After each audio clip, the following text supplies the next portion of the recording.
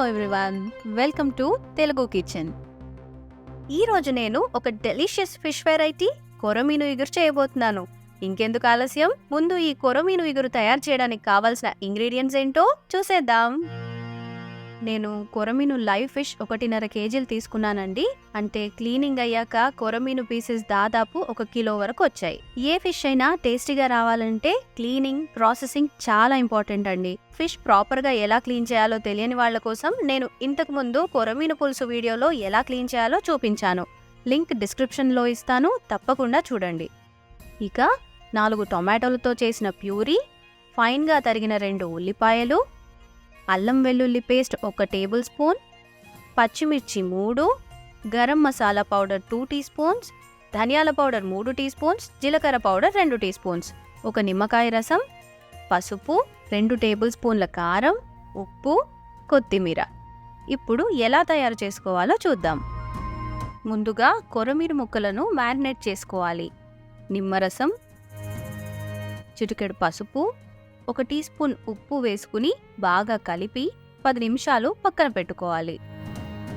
ఇప్పుడు ఒక ప్యాన్ తీసుకుని 3 టేబుల్ స్పూన్ల ఆయిల్ వేడి చేసి ఫైన్గా తరిగిన ఉల్లిపాయ ముక్కలు వేసుకోవాలి. ఉల్లిపాయ ముక్కలు బాగా వేగేంత వరకు కలుపుతూనే ఉండాలి. ఇప్పుడు అల్లం వెల్లుల్లి పేస్ట్ వేసుకుని పచ్చివాసన పోయేంత వరకు కలుపుకోవాలి. ఇది చాలా ఇంపార్టెంట్ అండి. అల్లం వెల్లుల్లి పచ్చివాసన వస్తుందంటే కూర టేస్ట్ అస్సలు బాగోదు. ఆ తర్వాత పచ్చిమిర్చి వేసుకోవాలి. ఇప్పుడు పసుపు వేసుకుని పసుపు కూడా బాగా వేగేంత వరకు కలుపుకోవాలి. ఇప్పుడు ధనియాల పౌడర్, జీలకర్ర పౌడర్ కూడా వేసుకుని మసాలా మాడిపోకుండా వేయించుకోవాలి. ఆ తరువాత కారం వేసుకుని బాగా కలుపుకోవాలి. కారం రంగు మారక ముందే టొమాటో ప్యూరీ కూడా వేసుకుని ఇది కూడా పచ్చివాసన పోయి ఆయిల్ సెపరేట్ అయ్యేంత వరకు బాగా వేపుకోవాలి.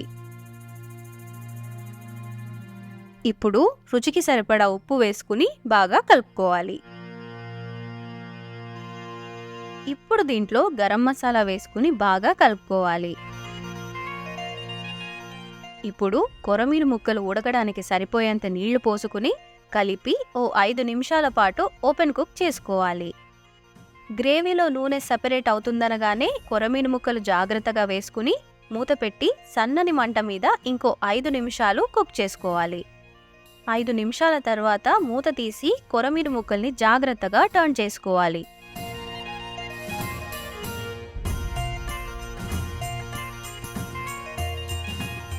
ఇప్పుడు గరిటె పెట్టకుండా ప్యాన్ని అటూ ఇటూ కదుపుకోవాలి. కొరమీను ముక్కలు ఆల్రెడీ ఉడికిపోయాయి కాబట్టి మూత పెట్టకుండా ఇంకో 3 నిమిషాలు కుక్ చేసుకోవాలి.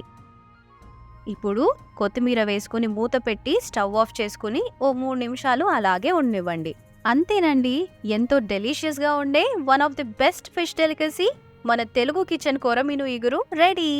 వేడి వేడి అన్నంతో పాటు ఈ కొరమీను ఇగురు వడ్డించుకొని చిన్న నిమ్మకాయ ముక్క పక్కన పెట్టుకొని తింటే స్వర్గం కళ్ళ ముందు కనిపిస్తుంది. నమ్మట్లేదా? అయితే ఈ రెసిపీ ఫాలో అయ్యి మీరు కూడా కొరమీను ఇగురు ఇలాగే చేసుకొని చూడండి. అదొకటేనా, లైక్, షేర్ కూడా చేయండి.